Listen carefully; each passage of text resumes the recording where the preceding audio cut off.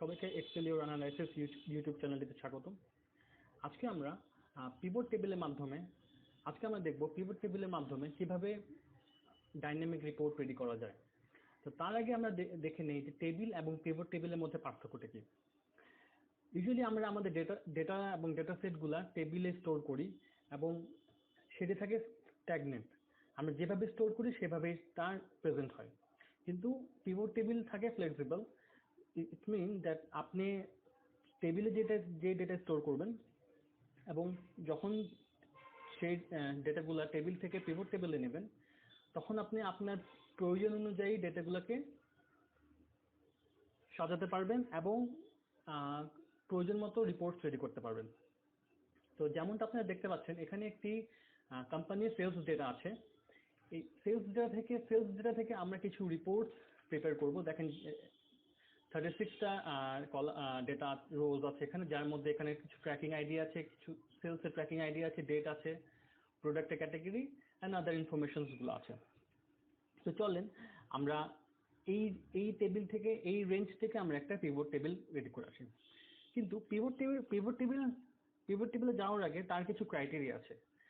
First criteria হলো যে রেঞ্জটা আমরা পিভট টেবিলে নিচ্ছি সেটায় কোনো গ্যাপ থাকা যাবে না। ইট মিনস যে আপনার এই ট্র্যাকিং আইডি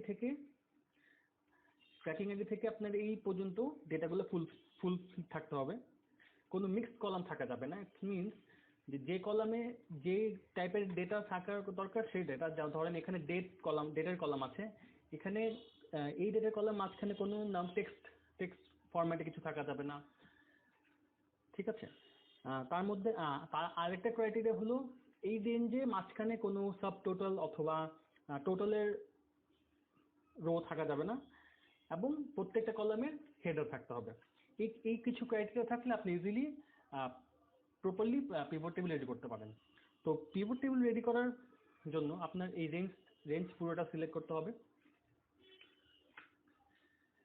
আপনি রেঞ্জ দিয়েও করতে পারেন অথবা এই রেঞ্জটাকে টেবিলের মাধ্যমেও করে ফেলতে পারেন। আমি প্রেফার করি টেবিলের মাধ্যমে পিভট টেবিলে কনভার্ট করা, কারণ এই রেঞ্জ আপনি যদি ইন ফিউচার এই রেঞ্জে কিছু ডেটা অ্যাড করেন, তাহলে যদি টেবিল ফরম্যাটে থাকে তাহলে পিভট টেবিল অটোমেটিকলি এখান থেকে ডেটা ইনকর্পোরেট করে নেবে।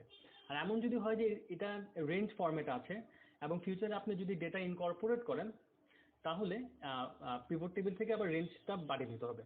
তো আমরা এটাকে আগে Ctrl+T দিয়ে এক্সেল টেবিলে ফরম্যাট করে ফেলি এবং ইনসার্টে গিয়ে এই পিভটে ক্লিক করে আমরা পিভট টেবিল নিউ ওয়ার্কশিটে নিয়ে ফেলি। এখন চলুন আমরা আপনার এই এক্সেল টেবিল থেকে আমরা কিছু রিপোর্ট করব। ধরেন আমরা এখানে দেখতে যাচ্ছি প্রোডাক্ট ক্যাটাগরি ওয়াইজ কত সেল হয়েছে। তো আমরা প্রোডাক্ট ক্যাটাগরিটা ড্র্যাগ করে রোজে নিয়ে আসি, সেলসটা নিয়ে আসি ভ্যালুজে। তো আমরা দেখতে পেলাম যে ক্যাটাগরি ওয়াইজ আপনার সেলস কত। এখন এখানে সেলসটা বিভিন্ন ফরম্যাটে থাকতে পারে। আপনার রিকোয়ার্ড ফরম্যাটে যদি কোনো চেঞ্জেস লাগে, আপনি এই অ্যারোতে ক্লিক করে ভ্যালু ফিল সেটিংয়ে যাবেন এবং এখান থেকে সাম করতে পারেন, এভারেজ করতে পারেন। আমাদের সাম প্রয়োজন, তাহলে আমরা সাম নিয়ে নিলাম। এখানে রো নাম্বার, রো এর অ্যামাউন্টও চেঞ্জ করতে পারেন আপনি। যেমন এখানে সাম অফ সেলস আছে, আপনার সেলস দেখতে যাচ্ছে, তো আপনি এখানে সেলস লিখে দিলেন। আচ্ছা, আরেকটা ক্রাইটেরিয়া হলো যে পিভট টেবিলের নেম আর এই নেম সেম দেখা যাবে না, তাহলে আপনাকে স্পেস দিয়ে এন্টার টিপে দেবেন।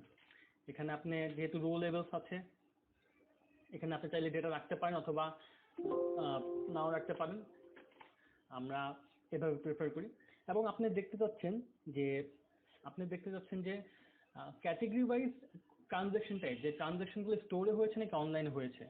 তো সেটা করার জন্য আমরা এখান থেকে ট্রানজ্যাকশন টাইপ ফিল্টার করে নিলাম, এখানে চলে আসলো। আমরা চাইলে এখান থেকে অনলাইনে কত হয়েছে সেলস সেটা দেখতে পারি, অফলাইনে কত, স্টোরে ইন স্টোর কত হয়েছে সেটাও দেখতে পারি। আচ্ছা, তাছাড়া আমরা আরও দেখতে পারি যে কাস্টমার রিজন বাই সেলস, যে ঢাকার মধ্যে কত হয়েছে, চিটাগং কত, বা এখানে যে ইনফরমেশনটা আছে তা দেখার জন্য আমরা কাস্টমার রিজনটা রোতে ড্র্যাগ করে দিলাম। তাহলে আমরা দেখতে পাই যে চিটাগং রিজনে শুধু ইলেকট্রনিক্সে সেল হয়েছে, যার অ্যামাউন্ট হলো 149, আর ঢাকার মধ্যে এই কিছু ক্যাটাগরি সেলস হয়েছে যার অ্যামাউন্ট হলো অ্যাজ ফলোজ এগুলা। আচ্ছা, আমরা কিছু ফরম্যাটিং করে ফেলি। ফরম্যাটিং করার জন্য আমরা এই সেলসে ক্লিক করে, যে কোনো একটা সেলসে ক্লিক করে রাইট ক্লিক করব, নাম্বার ফরম্যাটে যাব, আমরা মানে কমা ইউজ করার জন্য 1000 সেপারেটার করব এবং কোনো ডেসিমাল রাখবো না, তাহলে আমরা 0 করে ফেললাম। তাছাড়া আমরা এই এই 4টি ঘর ব্যবহার করে আমরা ডিফারেন্ট ভাবে এই রিপোর্টটা রিপ্রেজেন্ট করতে পারি। যদি আপনি চান যে আপনি সেলস কোয়ান্টিটি ওয়াইজ দেখতে যাচ্ছেন, আপনি কোয়ান্টিটি ইনকর্পোরেট করে ফেলতে পারেন এবং আপনার এখানে এই ক্রাইটেরিয়াগুলো ইউজ করে ফেলতে পারেন। তো খুবই সহজে আপনি একটি স্ট্যাগনেন্ট টেবিল থেকে আপনার প্রয়োজন মতো রিপোর্টস রেডি করে ফেলতে পারেন